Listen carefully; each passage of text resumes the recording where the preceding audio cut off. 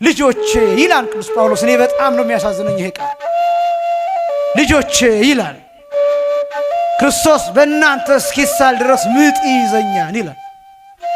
በእናንተ አይምሮ እስኪሳል ድረስ ክርስቶስ በእናንተ ልብ እስኪሳል ድረስ ጭንቅ ይዘኛል ይላል። ቤተክርስቲያን ጭንቅ ላይ ናት። ቤተክርስቲያን ምጥ ላይ ናት። ክርስቶስን ለትውልዱ ለማሳየት ይሄ ትውልድ የሚያስቅ ነገር ይፈልጋል። ክርስቶስን ሲሰበክን የሚያስቅ ነገር የለም። እንዴት አድርገን ሳቅ እንንገራችሁ?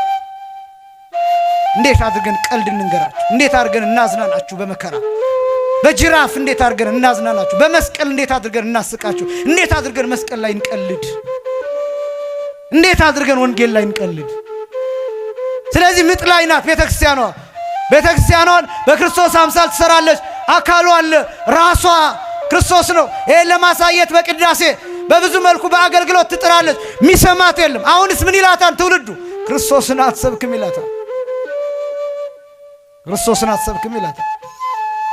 ምጥ ላይ ናት ቤተክርስቲያን። ጭንቅ ላይ ናት ቤተክርስቲያን። የአብነት መምህራኑ ድንጋይ ላይ ተቀምጠው አሁንም ያስተምራሉ። የአብነት መምህራኑ ዛፍ ስር ያስተምራሉ። የአብነት መምህራኑ ኮቾሮ እየበሉ ድርቆሽ እየበሉ አንዳንዴም ጦም እያደሩ ያስተምራሉ። ክርስቶስን ነው የሚሰብኩት። መነኮሳቱ በከተማ እንኳን ብታዩዋቸው ልብሳቸው ክርስቶስን የሚሰብክ ነው። በውስጣቸው የሚያስሩት ሰንሰለት አለ። ክርስቶስ ይሰበካል። ቀዳሾቹ በእሳት እየተቃጠሉ ነው የሚቆዩት። መስቀል ነው። እኔ ሳስተምርበት የቆየሁበት ሰዓት መስቀል ነው። ለቅጽበት ስለ ዓለም ማሰብ አልችልም። ታስሬ ነው የቆየሁት። ተቸንክሬ ነው የቆየሁት። ማስበው ቀጥሎ ስለምነግራችሁ ቃል እንጂ ስለ ዓለም አይደለም ማስበው። መስቀል ላይ ነው የቆየሁት። እናንተ ተሰቅላችሁ እየሰማችሁ ስትቆዩ ችንካር ነው። መስቀል ነው እሱ። ጉባኤ መስቀል ነው። የቤተክርስቲያን አገልግሎት መስቀል ነው። ግርፋት አለው፣ ችንካር አለው፣ ቁስል አለው፣ መወጋት አለው፣ መገፈፍ አለው፣ መገረፍ አለው። ዝማሬ መስቀል ነው